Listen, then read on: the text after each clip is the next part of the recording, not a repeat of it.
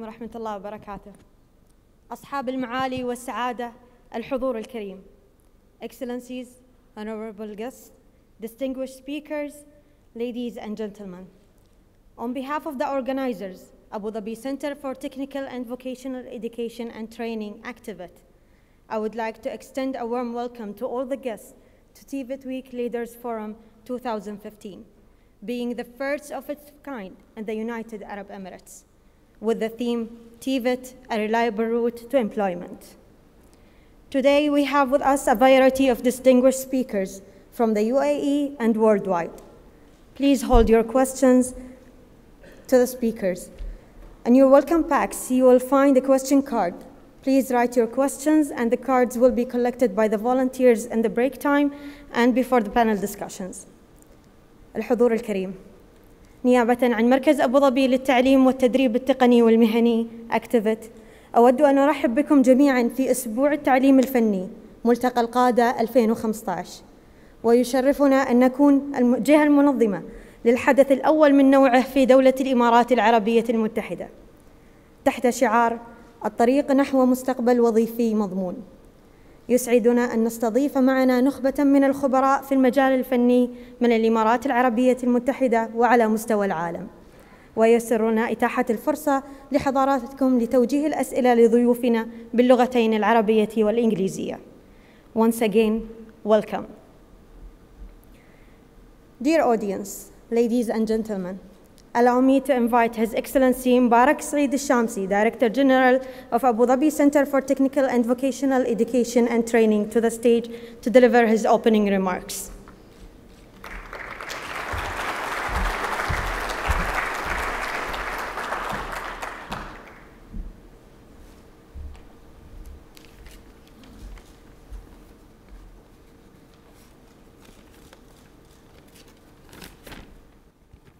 بسم الله الرحمن الرحيم، والصلاة والسلام على أشرف الأنبياء والمرسلين. أصحاب المعالي والسعادة، ضيوفنا الكرام، السيدات والسادة، السلام عليكم ورحمة الله وبركاته.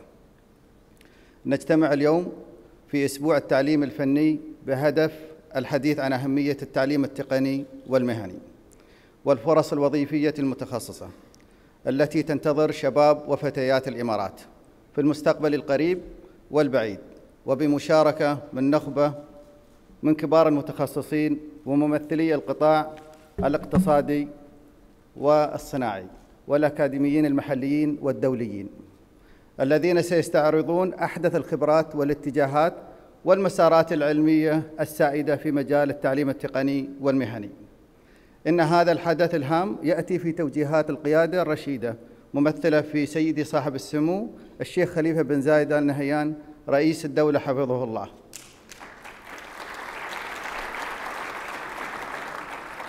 وصاحب السمو الشيخ محمد بن راشد آل مكتوم نائب رئيس الدولة رئيس مجلس الوزراء حاكم دبي رعاه الله،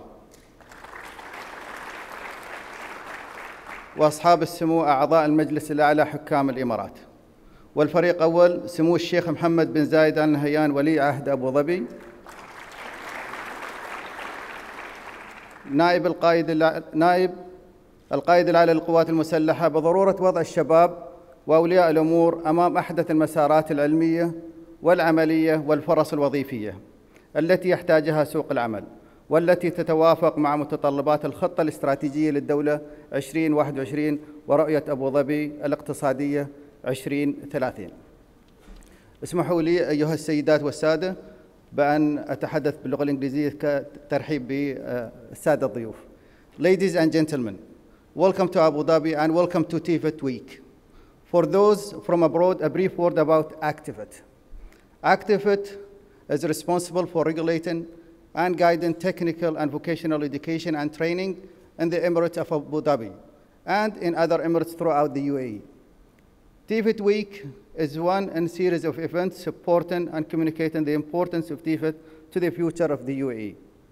We in the Emirates are firmly convinced that increasing participation in high-quality labor market, driven technical education and training is critical to our continued prosperity, growth, and economic development, as demonstrated in Abu Dhabi Vision 2030. We want parents to guide their children towards TVET. We want students to choose TVET as an educational and career choice. And we want industry stakeholders to help us continue to develop a world-class TVET system. Today's Leaders Forum demonstrates the importance of TVET to us here in Abu Dhabi. We continuously seek advice from experts locally and globally to improve our system. I hope you enjoy today's Global Leadership Showcase, focusing on the link between TVET and employment. So without further ado, please join me in launching ACTVET's first TVET Week, and I personally look forward to a day of learning, sharing, and communicating. Once again, thank you for joining us here, to all of you, whether you are from home or abroad. Thank you.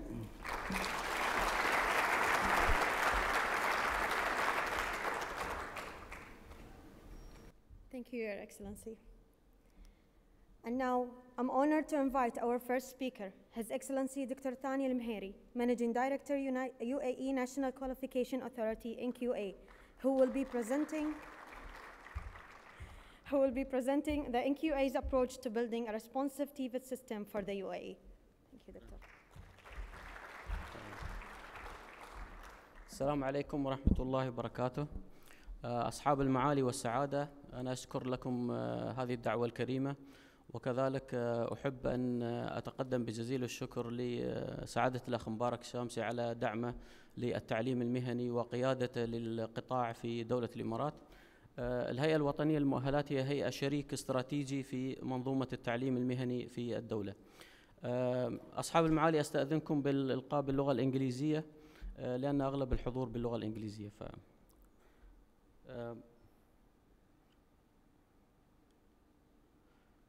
Ladies and gentlemen, I would like to introduce the National Qualification Authority to you and its role in the VET and qualification sector. NQA established in 2010 with a mandate to establish and maintain the standards and regulation for the qualification of higher education, general education, and technical and vocational education in the United Arab Emirates. There are driving factors that support the National Qualification Authority and its mandate in the UAE. The first one, there is a reform in the UAE education system as a whole, and this reform is part of the development of the higher education, general education, and vocational education. There is also a skill gap or skill mismatch in the UAE labor market sector, as we are trying to fill out this gap. For those of you who are not familiar with the National Qualification Frameworks, it is a framework of 10 levels that has its standards for knowledge, skill, and application, where the qualification should be placed. There is a huge need for industry engagement with education and training providers in the UAE. There is a very strong and creative youth power that must be facilitated to access the labor market in the UAE. Emiratization is one of the important factors that need to be supported by the National Qualification Authority. Attracting and retaining a skilled labor market, UAE have 4 million unskilled workers in the labor market, and our mandate is to upscale this part of labor market. We are trying to create learning opportunities by recognizing all the learning opportunities that will take place in the UAE. The National Qualification Authority is trying to improve the TVET system through the quality of the national regulation of the development of the qualification and the design of the national qualification at the UAE. QF Emirates is part of the national reform to facilitate access and transfer and progression for qualification holders across sectors of higher education, vocational education, and general education. The key mandate for NQA is to activate the qualification framework in the UAE and what follows that from policies and procedures for developing the qualification and improving the outcomes of the qualification programs in the UAE. There is a huge need for qualification recognition, especially professional qualification and some of the important vocational qualification that are delivered in special industry sectors. The milestones of the National Qualification Authority: in 2010, the NQA established and it is board formed. In February, the National Qualification Authority approved its qualification framework through the cabinet to become the only national reference point for all qualification in the UAE. 2014, we adopted the model of developing awarding bodies in the UAE that will be responsible of the qualification and regulation through the Vocational Education Accreditation and Endorsement Council. This structure is benchmarked to best international practice. NQA led the development of the GCC qualification framework, which will be a reference, the first regional meta framework for the GCC countries. There are also ongoing joint government activities that NQA is trying to participate in: the national teaching standards, overseas training and accreditation of international training centers, occupation and career handbook, which we developed the need for the nationals in the labor market, especially the nationals who are willing to join the private sector. NQA supported key initiative in the UAE. The qualification framework itself, it is a single reference for developing and delivering and assessing the outcomes of the qualification in the UAE. VTAC is the endorsement body for the qualification, and the body who is responsible of regulating the VET qualification outcomes. NQA adopted three-tier system, which has the VTAC at the top, which is a regular federal regular council that regulate the awarding body at the level, and the awarding body regulate the training and qualification providers in the UAE. To do that, NQA launched key policies in the UAE. The first policy is the Q plus NOS that require qualification should be based on national occupation skill standards. The second one is the NQA system for registering training providers and quality assurance of training providers. And the third one is the system for assessors and internal verifiers licensing system. And the last one is the NQA awarding body system that deliver the mandate of the National Qualification Authority and TVET sector. The framework has 10 levels, start from certificate 1 at level 1, end up to degree, to doctoral degree. The vocational education right now, we start from certificate 1, and at level 9, we have the applied master degree. There are revision for the framework to include applied doctorate, which already established in some institutions. VTAC is the regulatory body who is responsible of endorsing this qualification and make sure that the qualification meet the requirement of the qualification framework. There are 3 types of qualification in TVET sector in the UAE. The first one is the principal qualification, that is the major qualification, and then there is a composite award and component awards. These qualifications differentiated based on their strand, one which is knowledge, skill, and then aspect of competence, which has the application and autonomy and responsibility of doing the task. So to have a TVET qualification in the UAE, you have to have these clearly identified in the qualification itself. The VTAC NQA regulatory body, VTAC is independent body that's chaired by the board member of the National Qualification Authority, and VTAC is responsible of regulating the awarding body, which have the mandate of supervising the training provider in the UAE. Registered training providers in the UAE should have the option to develop national qualification that is based on national occupation skill standards, or should have the nationally recognized qualification that are based on foreign occupation standards. The system have three major stages. Stage one is initial registration, that all training providers should register in the NQA database or system, so we know these training provider, where they are located and what they are doing. It is only a basic information. Then they move to the full registration, which is step 2, that mandate them to decide where to go. Are they going to develop a national qualification based on national occupation skill standards, or are they going to a nationally recognized qualification based on foreign occupation skill standards? NQA rule is to quality audit all the process cross awarding body and training providers all together.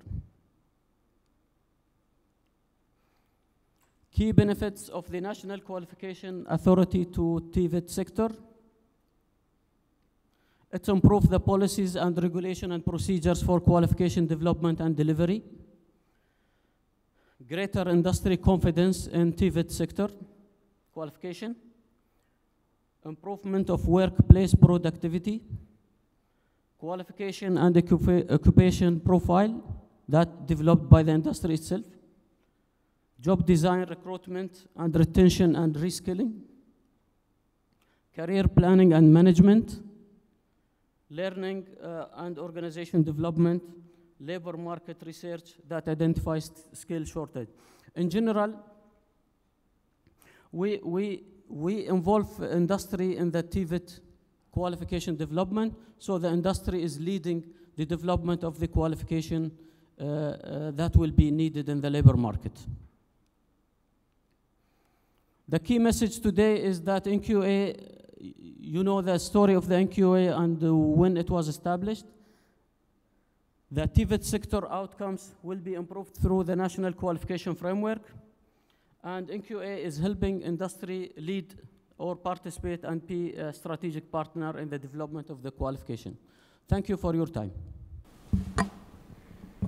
Ladies and gentlemen, it's my pleasure to invite Dr. Anna Paolini, Director of the United Nations Educational, Scientific and Cultural Organization, UNESCO Office in Doha, and UNESCO representative to Bahrain, Kuwait, Oman, Qatar, Saudi Arabia, United Arab Emirates, and Yemen.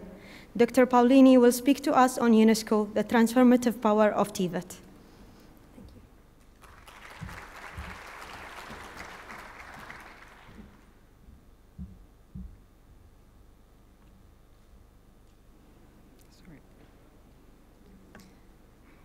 Excellencies, distinguished guests, ladies and gentlemen, good morning, Sabah al-Khair.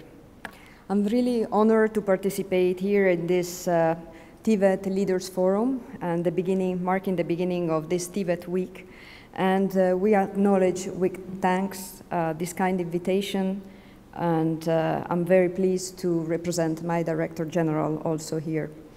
And it makes perfect sense for this forum to focus on TVET and its links to the labor market. It's timely as the global consultation with government, civil society, the private sector and youth have identified skill for work as a central priority in the education and development agenda. We need definitely such wide alliances to tackle global challenges. We know that the change is really racing across the world, and society are really changing and calling for change and for new opportunities, especially for youth.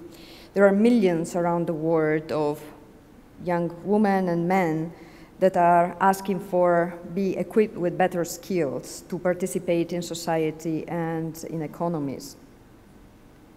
Now we know that technical and vocational education and training lies really at the heart of all this.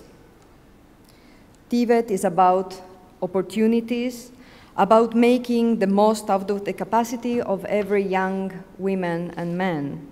But it's also about rights. It's about the dignity of every person and their potential also for self-realization. The stakes are especially high for young people, we all know that. All of this raises a single fundamental question. How can we transform TVET to make the most of its potential to be a reliable route for employment? This question is posed for all countries at all levels of development. Every society must answer the question in ways that are meaningful to their needs. TVET cannot remain at the margin of the national policies. Making TVET a reliable route requires transform national skills strategies. Given the diversity of country context, it is remarkable how much consensus exists around the idea that skills development through TVET is a crucial vehicle for employment. Yet, whilst TVET occupies an important place on policy's agenda, the capacity of TVET system to respond to multiple and elevated demands and to shape the future is often limited. Simply scaling up TVET provision in its current forms is unlikely to prove adequate or feasible. Rather, TVET requires a rethinking of the nature and the roles of TVET system and their continuous transformation and expansion. This calls for high-quality, lifelong, and innovative TVET. We must provide labor market with what they want. We must provide individuals and society with what they need. Therefore, UNESCO position is very clear. TVET is essential for national development, it is vital for employment, and more broadly for lifelong learning and human development. This is the message of the third International Conference on TVET organized by UNESCO in China in 2012. This is also the message of the Muscat Agreement adopted by the education leader in May 2014.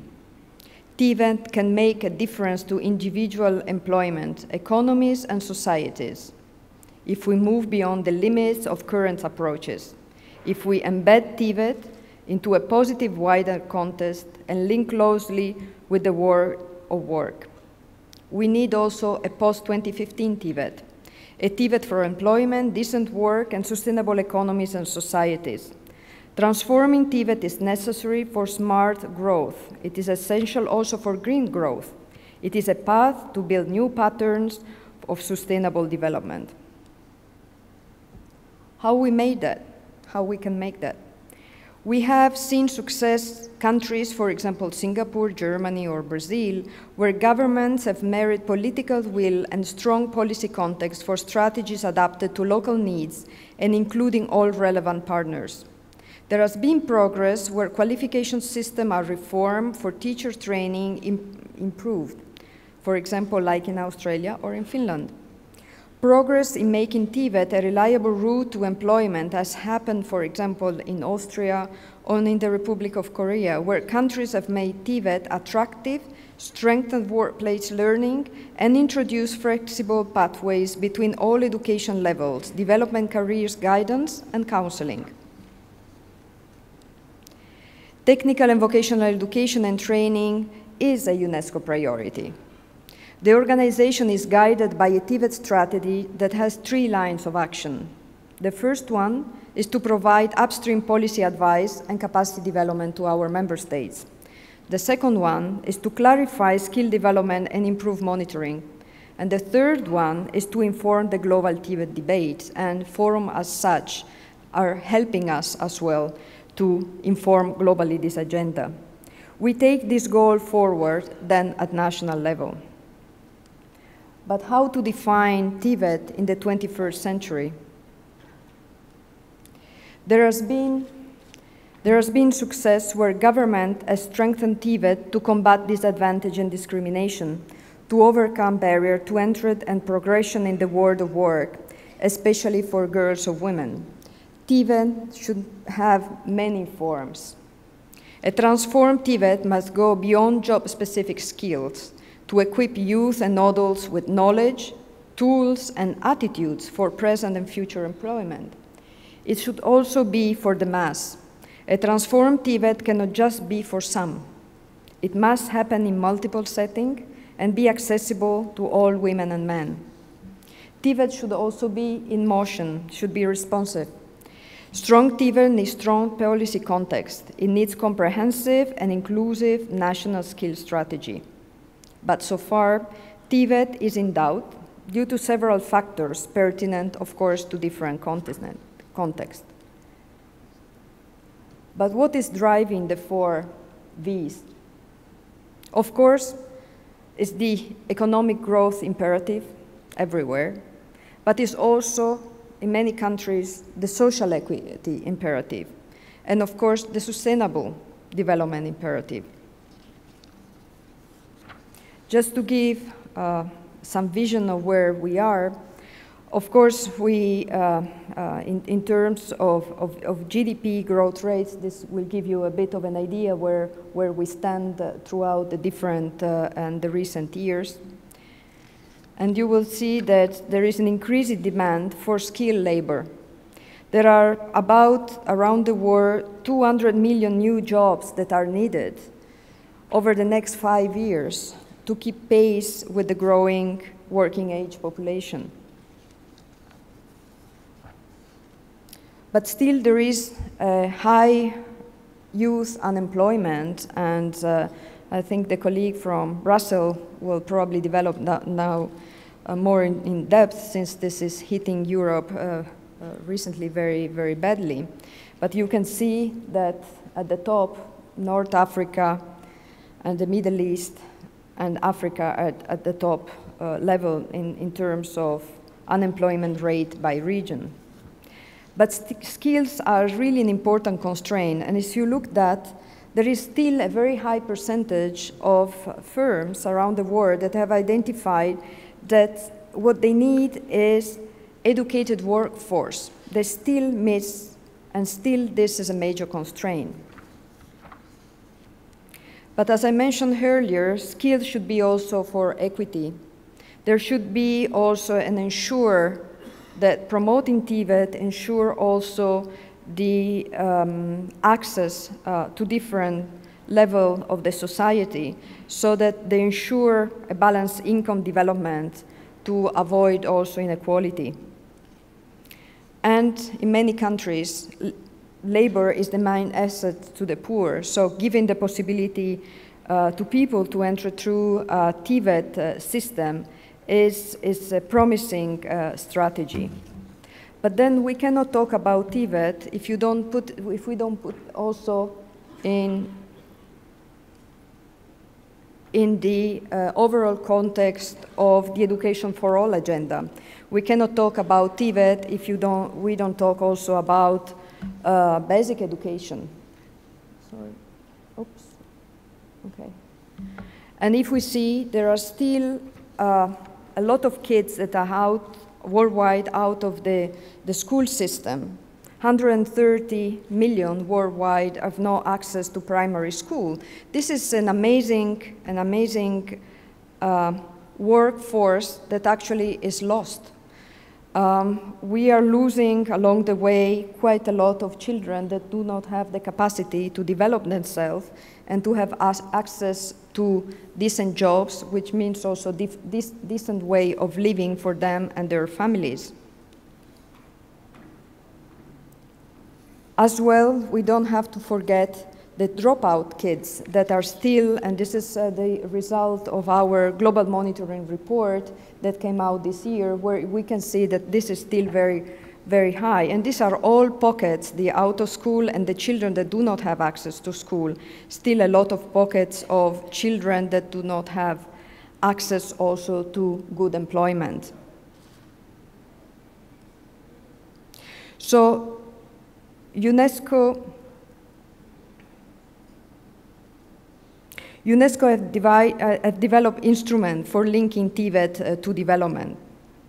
Developing TVET should be a top priority in the quest to build greener society and tackle global unemployment, concluded the participants of the 3rd UNESCO TVET Congress that ended in Shanghai in May 2012. More than 500 representatives from 107 countries attended the Congress, which look at ways of transforming TVET to make it more responsive to the need of the 21st century societies. UNESCO produced also several normative TVET instruments with synthesis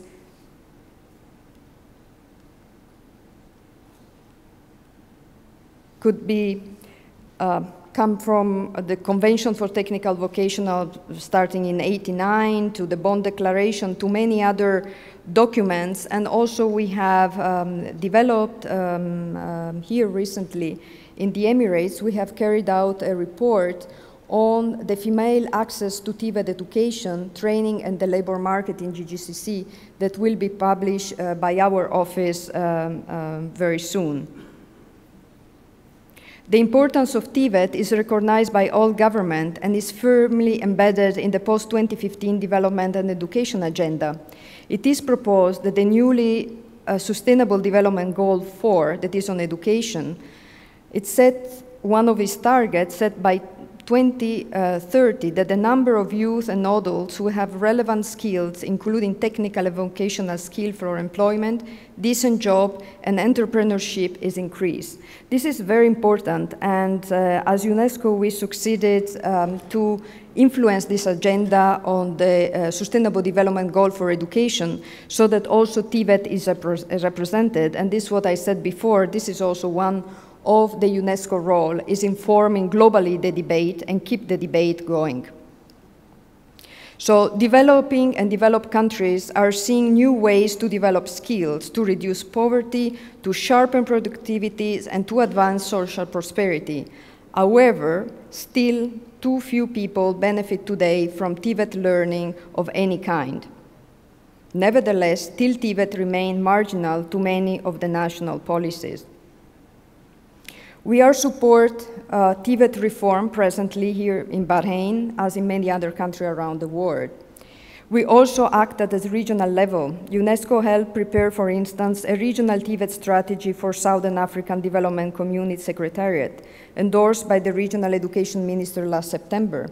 At international level, UNESCO is making the case of TVET and supporting international dialogue. As a convener, UNESCO creates global platform like the 3rd International Congress and the forthcoming World Education Forum that allows member states to share ideas and learn from peers around the globe and define common agenda.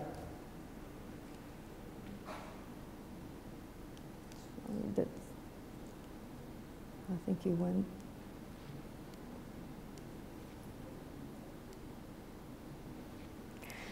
UNESCO, of course, has the International Center for Technical and Vocational Education and Training, UNEVOC, based in Bonn, Germany, that is producing quite a lot of essential knowledge through TVET, to the TVET series, an international handbook for education, and other kind of publication.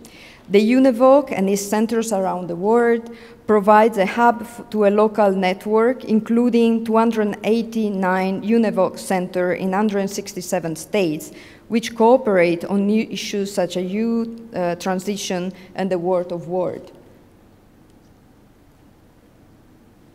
Moreover, we are also informing the world, providing statistics through our Institute of Statistics, and also with producing the Global Monitoring Report, of which I've shown a few slides before. And in particular, there was one that was produced on youth and skills, will give quite a lot of information on which is the trend worldwide. To conclude, partnership is essential to success. TVET needs now a new and multiple impulses to fit the education and the development agenda. It is essential as we define the importance of skills and learning for the post-2015 development and education agenda. It needs the voices of policymakers, social partners, and civil society from all the countries, along with the expertise of regional and international organizations. To conclude, I might say that TVET is essential for employment and sustainable development. It is vital for an inclusive and just society, and it holds the key for unlocking the future for the world that we want. Thank you very much. I thank you again for giving us this opportunity at this forum. Thank you.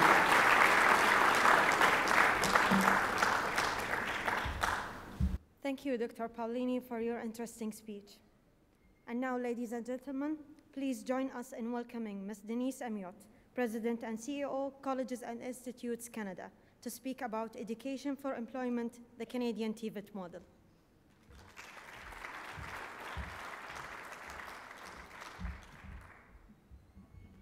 Thank you. Salam alaikum.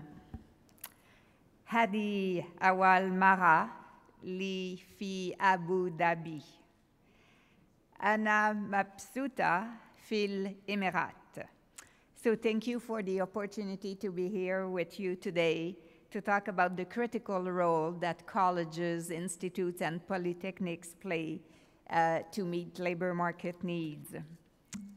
So what I will do today, I will give you a brief overview of what's happening in Canada and who we are, talked about some of the outcomes, also about our international partnerships, and we're always open for business to partner with all of you, and also talk about the World Federation.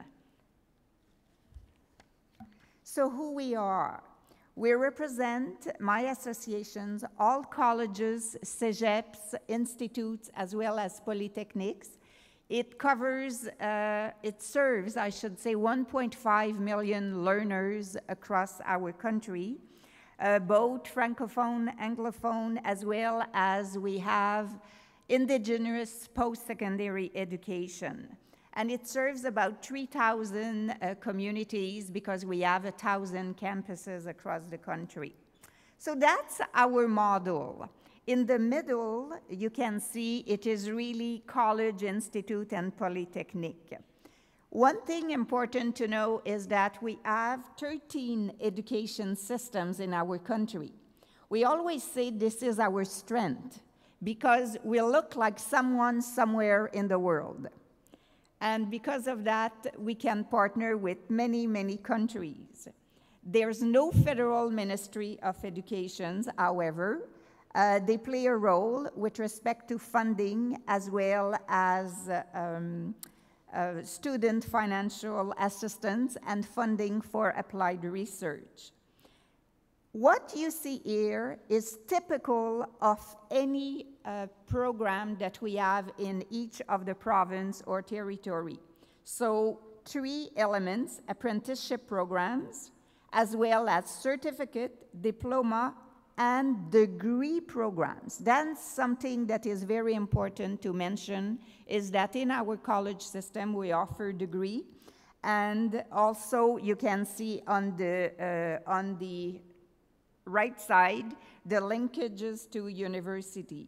The other characteristics that we have is that we offer postgraduate diploma of specializations. So this would equate to your level 8 that you have here. So what characterizes the Canadian model is strong linkages with employer, community, and of course, when I say employer, I mean the business or the industry sector. And also the fact that the government is key to ensure that the colleges and institutes and polytechnics have the resources that are needed. Now let's see how they work together, those employer and the community. So there are some key characteristics. Let me share with you a couple of them. So one, for example, is that any program offered in Canada have a program advisory committee that is made up of people from the industry that in fact gives input with respect to each of the program offered to ensure that at all time programs are leading edge, and to ensure also that what is being taught is in fact relevant to the needs of the industry. The other thing that is important with the linkages with the industry and the business sector is work placement and internships. Most of our programs in Canada include an internship, and very often it is a compulsory internship. Also, what this linkage allowed to do is workplace training to upskill the people that are already in the workplace. It allows also to deliver training for disadvantaged groups, whether also people are in remote areas, whether they are for indigenous communities, or to support immigration integration. And of course, our colleges also help with respect to innovations. So it means that we do applied research into our colleges, and I will talk about it later. Now let's talk about the link with government. I told you there's no federal Ministry of Education. However, the federal play a big role with respect, for example, to provide funding for colleges to do applied research or funding for infrastructure. On the other hand, provincial and territorial level provides help or support or guide with respect to legislations or policy framework, and of course, student financial assistance. Now, this is something that may surprise many of you. It's applied research in colleges. We're all used to hear about research in universities, which is pure research. What we do in college, because we work so closely with small and medium enterprise, we help the industry to develop new products or improve practices, services, or approaches, or reduce the cost of producing some of the goods. This gives you just an example of how many companies we helped last year. So as you can see, because of that, it means that many small and business companies are now very successful because of the support that colleges have given to them. Just last year, we worked, not number of projects, we worked in 1,083 areas of specializations. So this can show you the scope and the breadth of the support that we provide in applied research. And there are very few countries in the world that do that at the college level. The exceptions would be Basque country, as well as, of course, ourselves. Australia is very interested in starting this, and the States are watching this and are wondering how can we make it happen ourselves. So we would be pleased to support you in making it happen here in the United Emirates Arabs, UAE. It's easier because often I translate in French and sometimes it doesn't come in the right order, so I apologize for that. And the federal government has played a key role because just in the last 5 years, they have tripled their funding to colleges in applied research. And now for every dollar that the federal government is putting, there is $1 from the private sector. So talk about a partnership approach. One of the things that Anna mentioned earlier, she talked about entrepreneurship. This is something that in colleges in Canada we do very much. The reasons for that is because colleges have been created in Canada 42 years ago, like the age of our association. And because they work so closely with communities, and because funding is getting scarce as years go by, it means that colleges are becoming very entrepreneurial to develop new business line and work very, very closely with the private sector. And also to encourage faculty as well as students to develop entrepreneurship skills.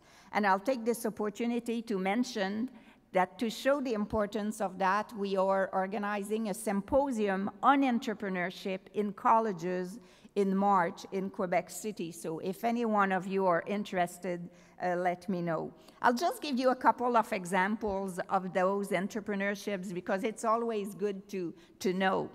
One college developed an online gaming that is compulsory for any student that study in their college.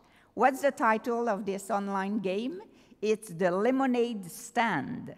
And all kids at least in Canada, have sold lemonade at one point when they were young, and I'm sure it's the same across the world. And this online game, what it does, it helps to develop entrepreneurship skills among the students. Another example, a college owned part of a hotel. You would say, why a hotel? It's because it is on their land, but what is happening is that they can offer internships for their hospitality and tourism students, and at the same time bring new sources of revenues to their college.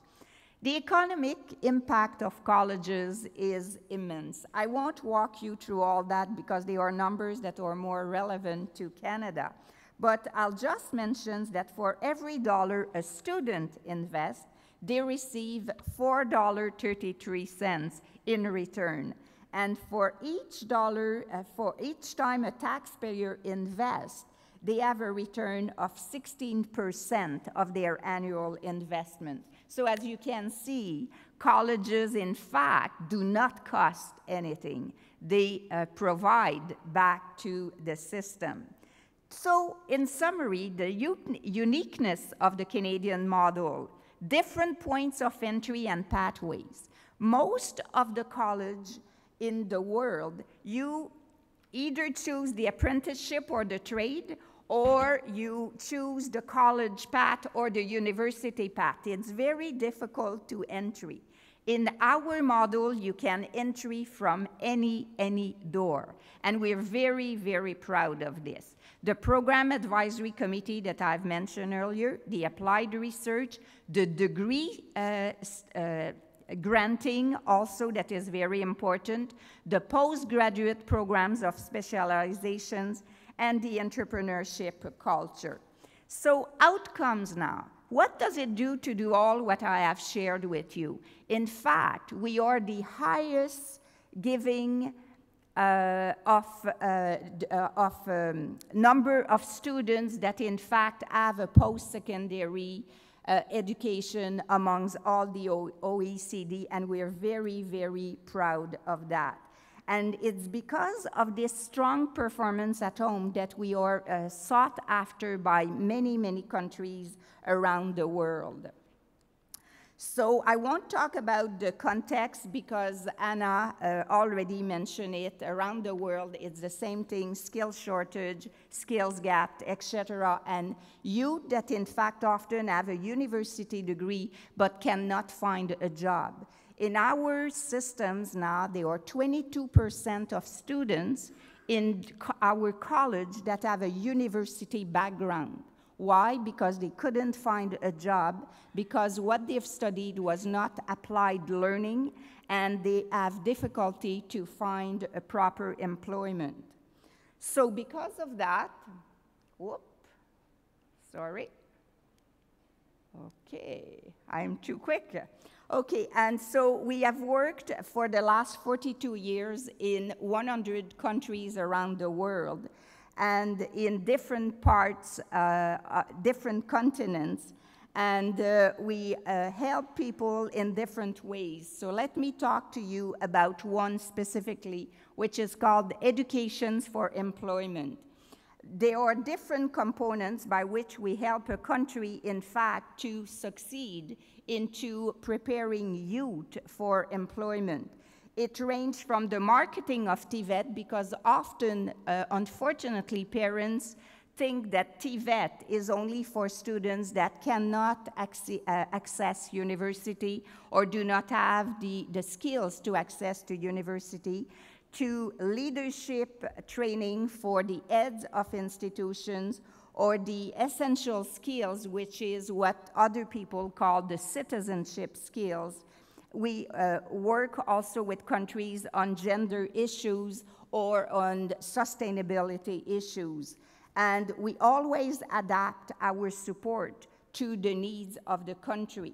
So let me give you another example for, that we do in partner countries, where we can help to improve opportunities for vulnerable groups, or training for employment that is specifically linked to key employment sectors, whether mining, energy, or agriculture, or capacity building for the institutions. I'll just give you an example of what we do in China. Every year there is a group of leaders from Chinese institutions that come in Canada for a month. The first week they learned about the Canadian model, performance indicators, leading change, and how, and the second and the third week they job shadow presidents in our colleges. And then the fourth week, they come together and they share all what they have observed and seen. And it's always amazing to hear them saying, how come your presidents are always outside of the college? They don't stay in the colleges. It's because we have discovered that, in fact, the work of a president is to do the outreach, develop partnerships, and bring new business to the college. And so this is something that China, for example, is very interested in that. So the reasons why we do all that is because we think it's important to share with other people what they're doing and what we're doing, so that together, in fact, we can do a better job with respect to TVET. And we can also develop joint degree or joint diploma, or to partner with student exchange or teachers exchange. And this is something that is very, very important for us, as well as do applied research together. And because of that, I want to talk to you about the world. So I'll skip this. Whoop, sorry. Okay, I want to talk to you about the World Federation of Colleges and Polytechnics. I have the pleasure and honor of being the chair of the World Federation, and it regroups, in fact, it's written 54 countries. In fact, it's 54 members representing 62 countries, and I'm very pleased to say that Abu Dhabi, we have one member from Abu Dhabi, and we hope we will have many more members from this part of the world. And what is interesting is that this federation is, of course, to share best practices, but also make TVET better. And we have created 6 affinity groups recently, whether in applied research, in higher skills, in accessibility. And those groups are very important because they join forces and, in fact, to look at what we can do together. And I'll take this opportunity to mention that in 2005, in fact, there was the World Congress in Dubai. And this year we held it in Beijing, when, in fact, and in 2016 it will be held in Brazil. And now it's open for 2018, so we certainly hope that Abu Dhabi, for example, will bid to have this World Congress. It would be an honor to be able to have the World Federation here. So if I looked at the world-wide trends, of course, there's a big shift right now to a knowledge economy, but you can see that there are very similar challenges, despite the fact that we all work in different settings, with different environment, with different resources. And what is important, all of us, We want to ensure that our students, in fact, help with the economic growth of our country and with better productivity for the country, and to dispel the myth about TVET, because TVET, in fact, is also for the bright people, the bright kids, the entrepreneur, because I always say to people that, in fact, apprenticeships very often leads to ownership, and often ownership of very, very big companies. So this shows you a map of where are our members. I have a registration form here if people are interested to become a member. I would be very pleased to welcome you into the World Federation. And because for us it's very important, because we also work very closely with people from UNESCO, from the World Bank, because we think it's by working together that in fact we can have a better TVET. So shukran, thank you very much. It was a pleasure to be here. And as I said earlier, we are excited to be here, and we'll look forward working with you together. Thank you.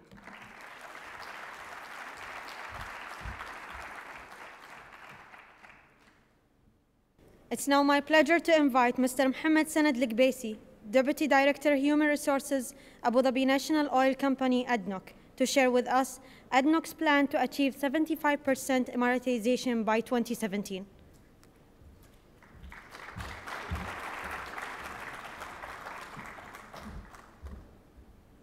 بسم الله الرحمن الرحيم. السلام عليكم ورحمة الله وبركاته. السادة الحضور، بالنيابة عن مدير العام المهندس معالي عبد الله ناصر السويدي، شرفني أن ألقي بعض الضوء على بعض الخبرات والتاريخ اللي مرينا فيه فيما يخص التطور في أدنوك ومؤسسات التعليمية زائد التوطين. Good morning, ladies and gentlemen. I'm proud today to stand in front of you here and present our brief history of the nationalization, Emiratization, and how much contribution being made through ADNOC and its school institutes. I will share with you some figures, statistics over the years, and how much the technical institutions was a pioneer and solutions for our Emiratization.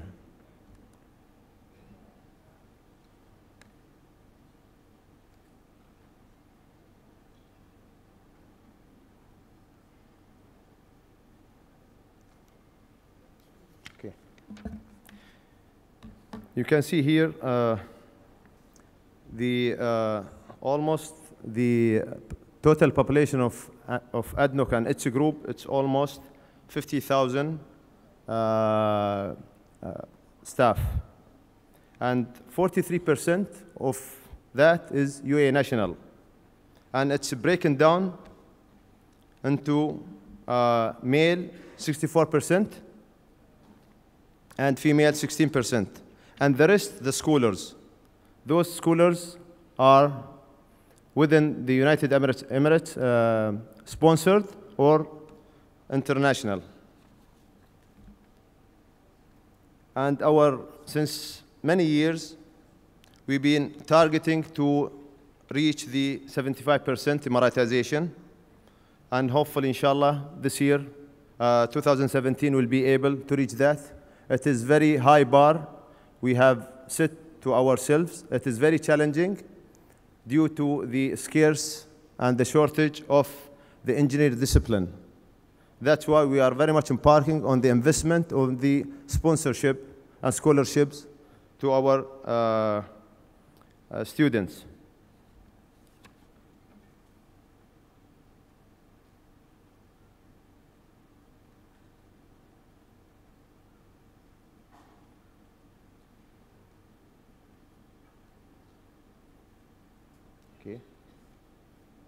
And this is just only,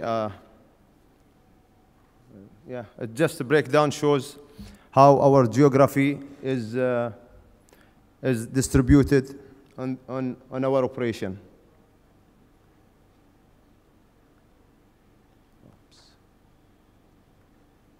Sorry.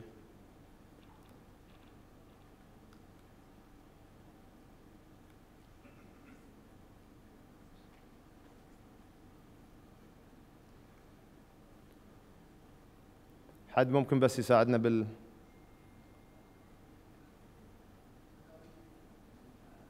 technician. Okay. Second slide. Okay.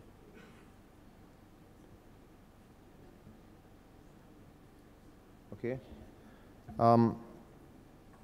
Now, as you see here, our investments, especially with the and in aligning with the forum objectives, you can see the ATI, which is ADNOC Technical Institute, that was established in 1978. And until now, almost we have more than 4,000 students graduated from that element, from that segment. And we are embarking in more investment to increase the capacity. And it will show you in the coming slides how much always the challenging intake from our companies and how much we are supplying that. So there are 4 programs within the ATI. It is the mechanical, electrical, instrument technician, and process operations. The future, the magnitude of the requirement from our ADNOC and its group companies, the forecasted number is 18,000 students we require for the coming 10 years. So this tells you how much the TVET is very important and essential to our business to supply that number. It's not an easy. That's why we have a couple of MOUs with ACTVET to support us and having that huge influx to our operation. And most of that focus on their curriculums, the ATI, is around English, math, and science. And in addition to that, the Arabic and Islamic. The other institution, which is on the other side, the PI, the Petroleum Institute, that was established in 2001. And this is mainly focusing on the graduate students and master's degree and PhD. And this is mainly, again, to serve the engineer requirement for ADNOC and its group. And we have really quite a good number coming in the coming years and will help us to achieve that 75%, and especially in the area of engineer.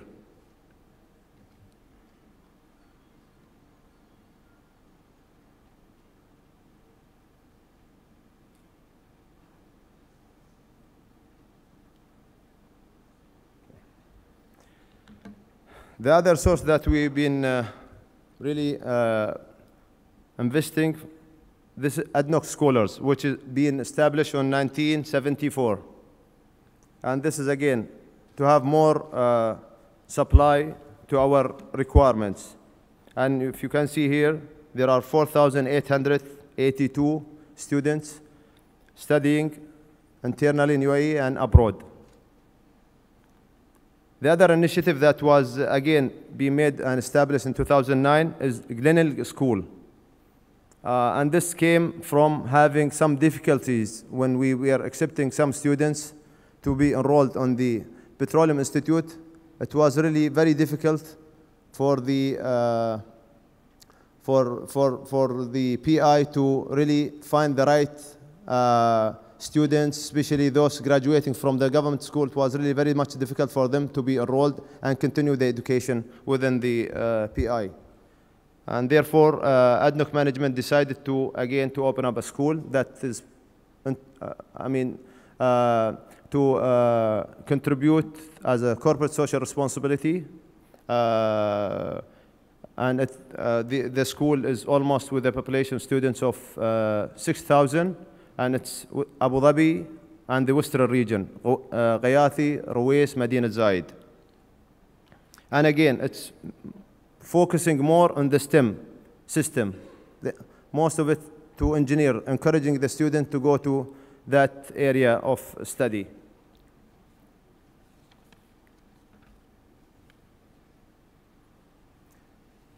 This is another initiative that were made, ADNOC Oasis, established 2009, and this is sort of selecting those high achievers in the school from grade 4 to grade 12 without any commitments. It is just to recognize those high achievers and give them sort of English courses in their break times, let them participate in different activities, and encourage them to pursue to engineer study. And this is another corporate social responsibility.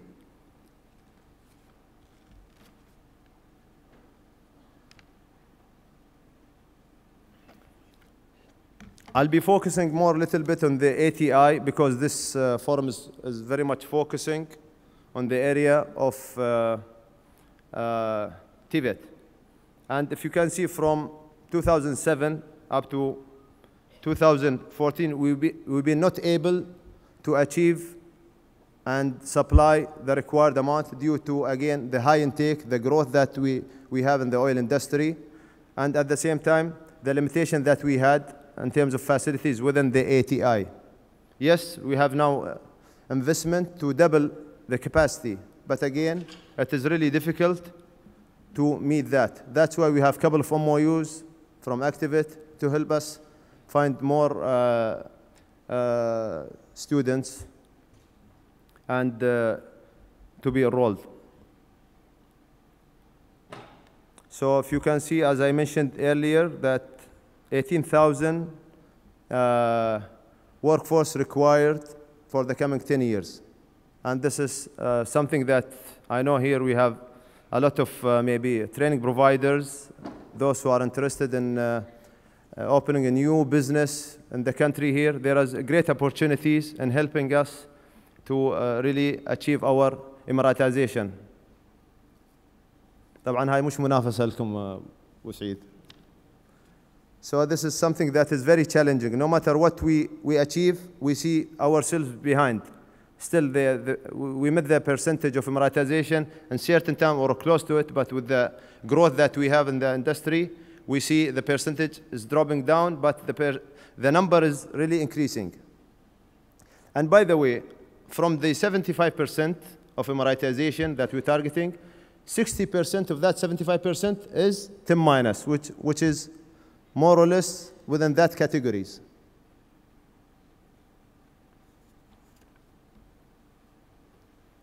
The last slide is still we are very much trying to find more opportunities to those nation, those students who drop out. And part of the corporate social responsibility here, we see that we are taking batches, male and female students who are different grades, and try to upgrade their skills, put them in different programs with, again, with ACTVETs, with HCT, and different universities here or schools, just to help them be at least skilled labor. And if you can see that we've been able to maybe take more batches here, big numbers, to make them ready, as we anticipate that those will be in a couple of years, 1 to 2 years, depends on the program. They will be ready at least to be part of the Emiratization strategy. With this, I conclude my presentation, and thank you so much for your attention, and hopefully we will have an interesting open discussion, inshallah. Assalamu alaikum wa rahmatullahi wa barakatuh.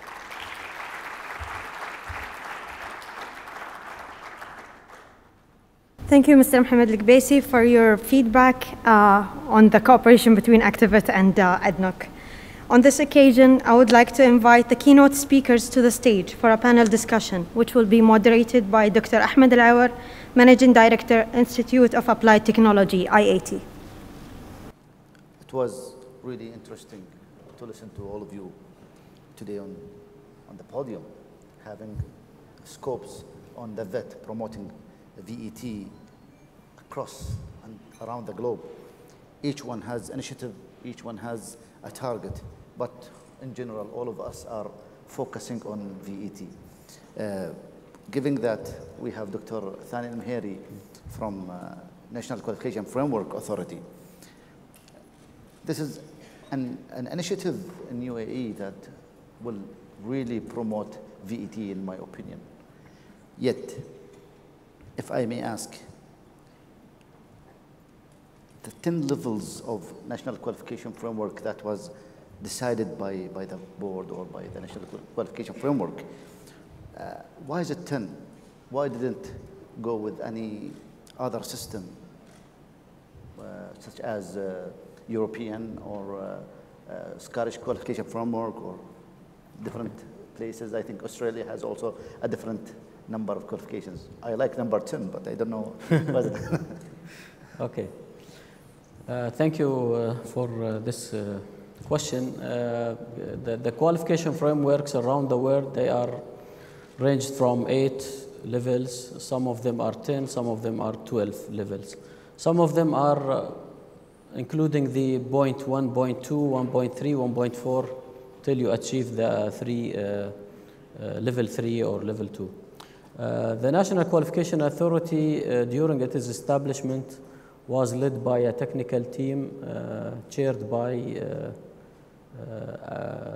ACTVET and other organization, and they went through all the industry consultation, and the industry consultation resulted in the 10 level as agreed upon, the proper levels, the proper framework for the UAE, where all the qualification that was around the education sector can be placed within the 10 levels.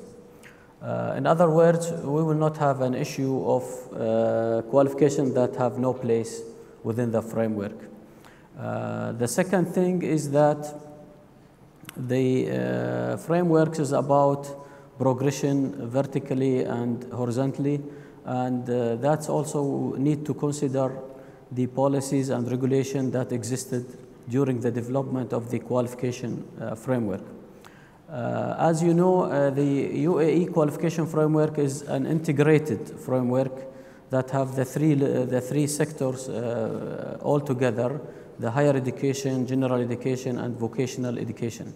Some countries, they have only vocational qualification framework or higher education framework. For the UAE, it is an integrated framework where all the types of qualification should be incorporated together.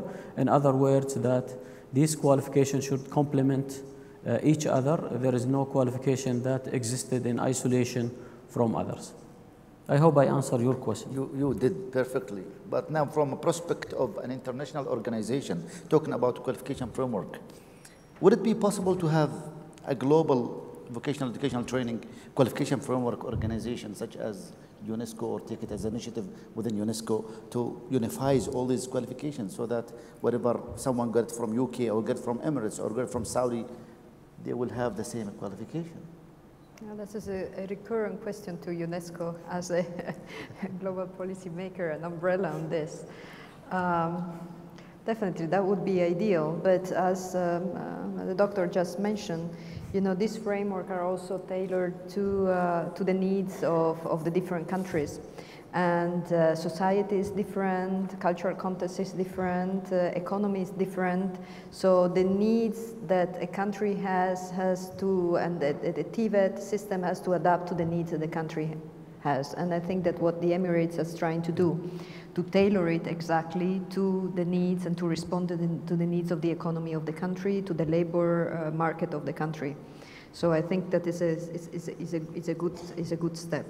And said on, how can I say, referring that to general, I think they went through all the other major framework of other countries did, and compare it and so on. So that was a good way of tackle the issue. Yeah, but wouldn't this minimize the willingness to go for vocational education even in a different country? For example, if someone got it in Scotland, an expert in the vocational education side or field, then how would we recognize that qualification here? Okay.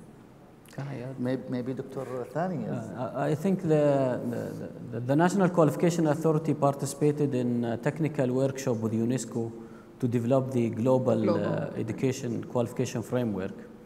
There were a discussion about the levels and level descriptors, and we haven't decided how many levels will be globally, but the technical team was investigating the level descriptors first. Once they agreed on the level descriptors, then they will decide the qualification framework. So Dr. Ahmed, it's the global qualification framework existed as a project with UNESCO, but I think it's different department than our guest today.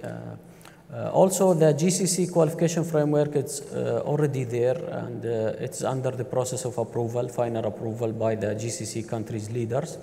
There also a European qualification framework, which we can reference our framework to it. Also, there is an Asian qualification framework for Asian countries that conducted by the Asiana group or association. So we understand that there is a mapping between qualification framework of each organization globally that eventually will meet in one global framework. Yes. Still a process ongoing. I mean. Great information.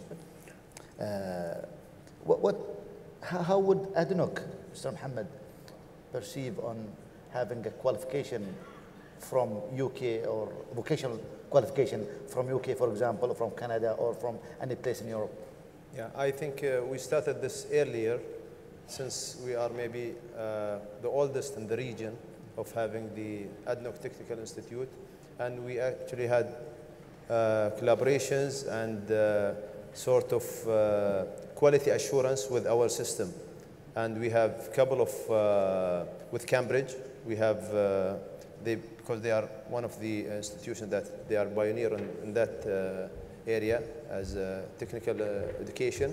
And we have accreditation from a couple of institutions within Europe who certified our programs. And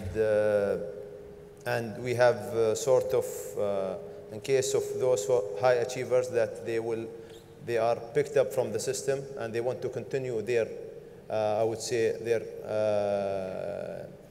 bachelor degree, they can go to the same those assurances institutions who made and checked our system.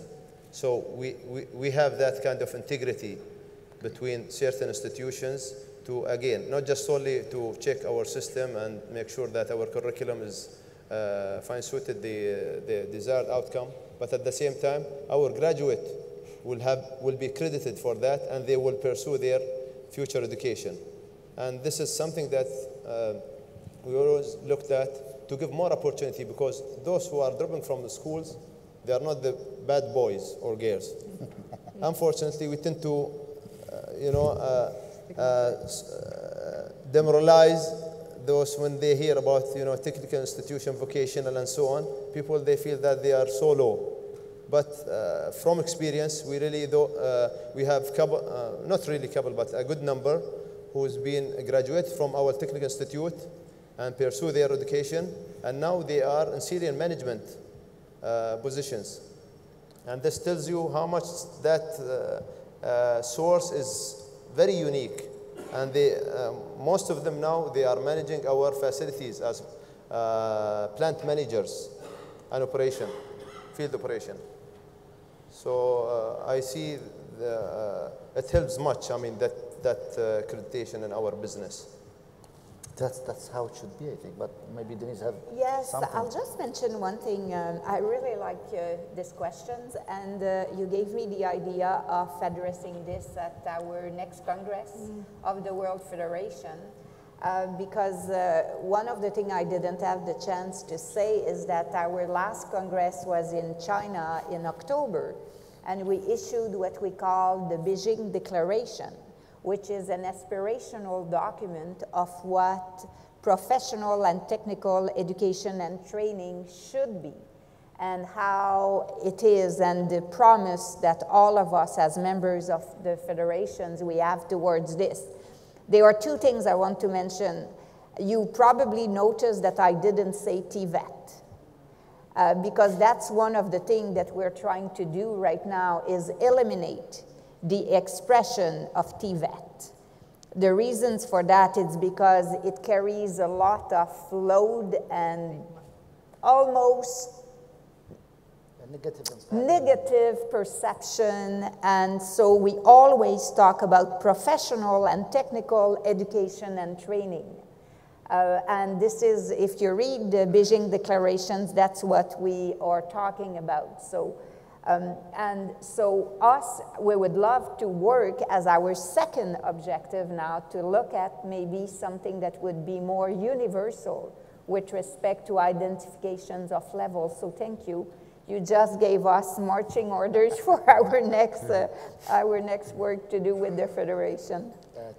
Can I say one thing? Another thing, I mean, to encourage, you know, youth to access this professional development path would be, an asset would be really to have the youth talk of their own experience to the other. I think leading by example, that's the best thing. Yeah. And I think it would be useful also in forum like this to listen to them and listen to their experiences and listen how much they achieved and transfer this to other peers. I think that's the most successful, how can I say, weapon that you can have in going out and advocate for this kind of professional development. New graduate, people from those who graduated and they become senior positions, we invite them to give some speech to those new graduates and how much opportunities for them to grow up, not just being, you know, in the fields, operators, technicians, instruments, and so on. So we use that role model for them just to show how much there is a success in that field. Interesting. I received one question from the audience, targeting Mr. Mohammed Al-Gabesi. Is there any plan or any near future plan to open an institute, a training institute for ADNOC in Northern Emirates that aims for vocational education and training? Now we have I would say a new body called ACTVET, who are very much looking to the within the Emirates.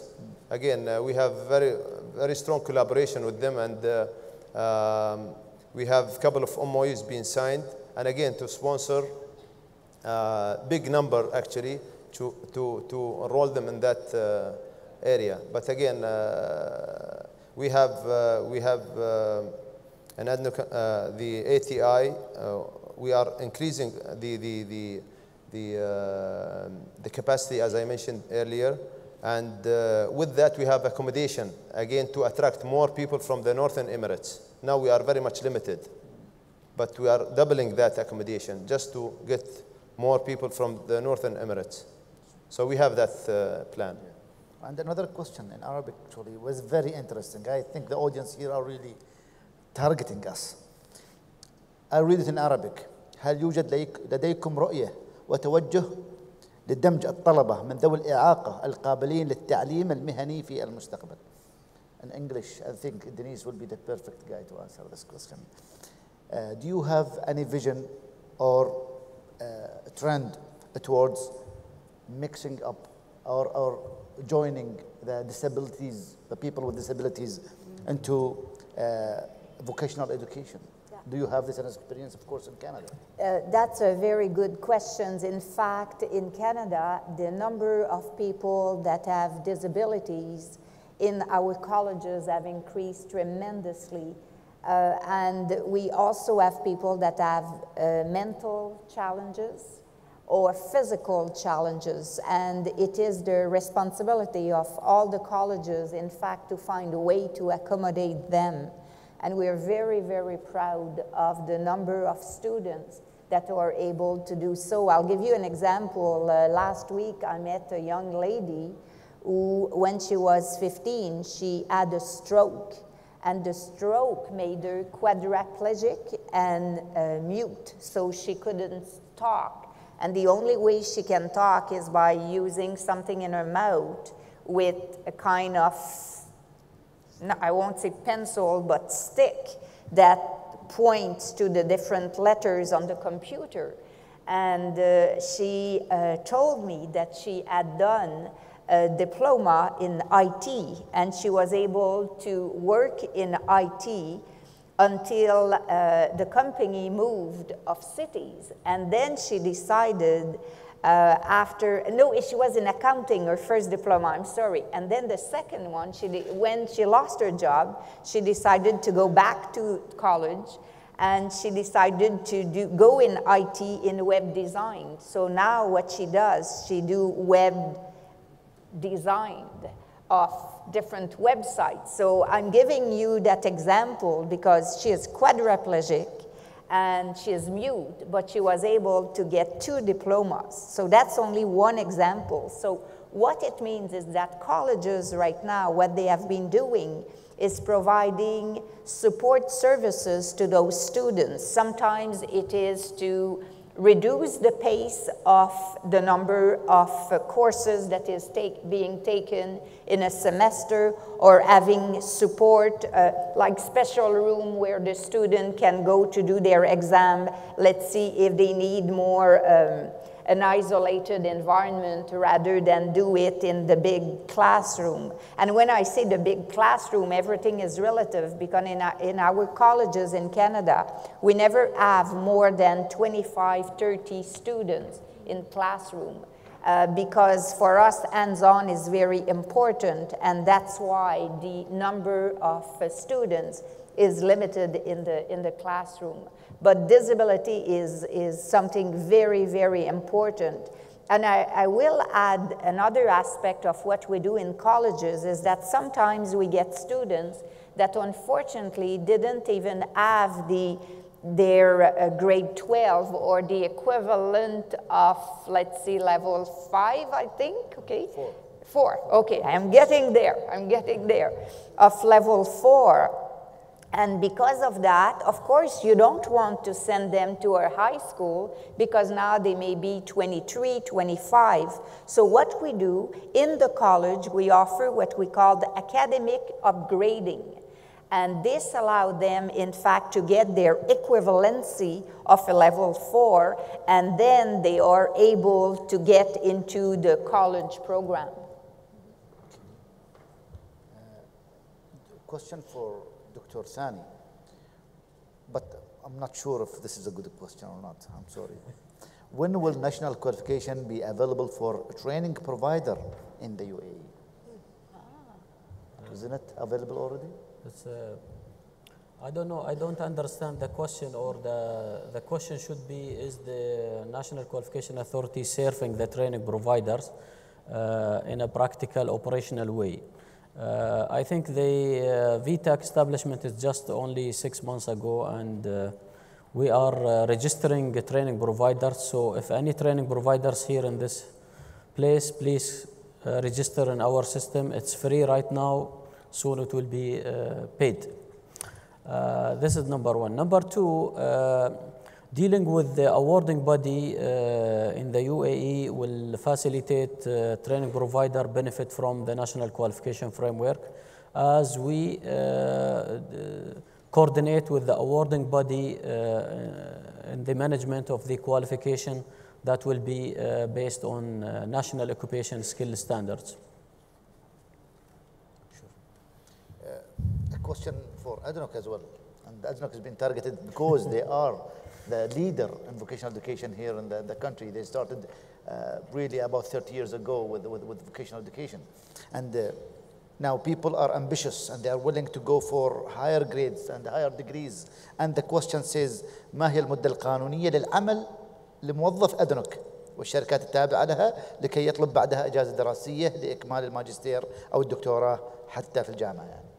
Which in English, what is the minimum number of years of working at ADNOC as a company or any of its subsidiaries till they can request a time leave, paid leave actually, if to put it precisely here, paid leave to go to complete or continue their studies towards master and PhD. Again, for those who are graduating from ADNOC Technical Institutes, after they are being operational, after 2 or 3 years, there is criteria within ADNOC and its group those who are with high achievers, they are selected and they given opportunity to study within UAE, a free scholarship.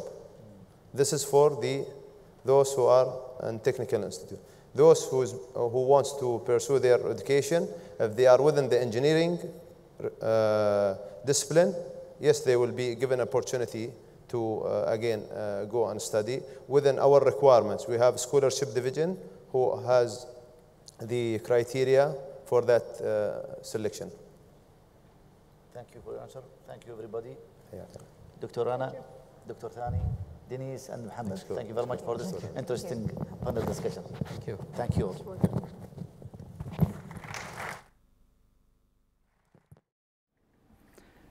The panel discussion opened my eyes towards really beautiful trends in the near future that are coming.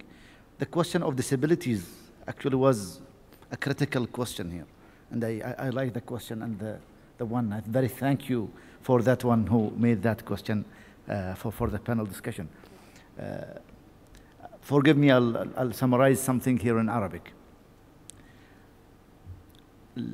الحلقة النقاشية فادتنا وأثبتت بناء على خبرات المتراكمة من الحضور الدكتورة أنا بوليني والدكتور ثانية المهيري محمد القبيسي and دينيس الأربعة كوميوليتيف مجموع خبراتهم في المجال الأكاديمي أو المجال الفني في الفوكيشنال اللي هو الفني والصناعي.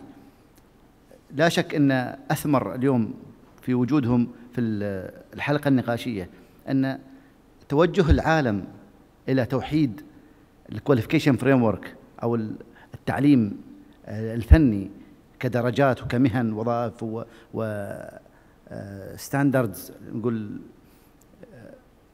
أصبح الآن في متناول اليد. إنشاء الناشونال كواليفيكيشن فريم ورك هيئة المؤهلات الوطنية خطوة رائدة في الإمارات لتتبع خطوات العالم المتقدم، بتقود الإمارات للاعتراف بالوظائف المهنية وترقيتها ليصل الخريج أو الراغب من الناحية الفنية إلى مستويات الدكتوراه أيضا. فأين المانع؟ هذا سيجعل للإمارات حصان سبق على مستوى الوطن العربي وعلى مستوى العالم أيضا للوصول إلى النقطة رقم 1 في مجال التعليم. اليونسكو أيضا تدعم خطة توحيد المؤهلات، وبالتالي إذا أصبح أي طالب إماراتي أو غير إماراتي أي صاحب خبرة عشان حتى يتوظف أو يوظف في الإمارات يجب أن يكون عنده مستوى معروف ومحدد من المؤهلات والخبرة، وبالتالي نستورد خبرات عالية مقيمة ومحددة حتى نرفع من كفاءة العمل في الإمارات. Thank you very much وشكرا.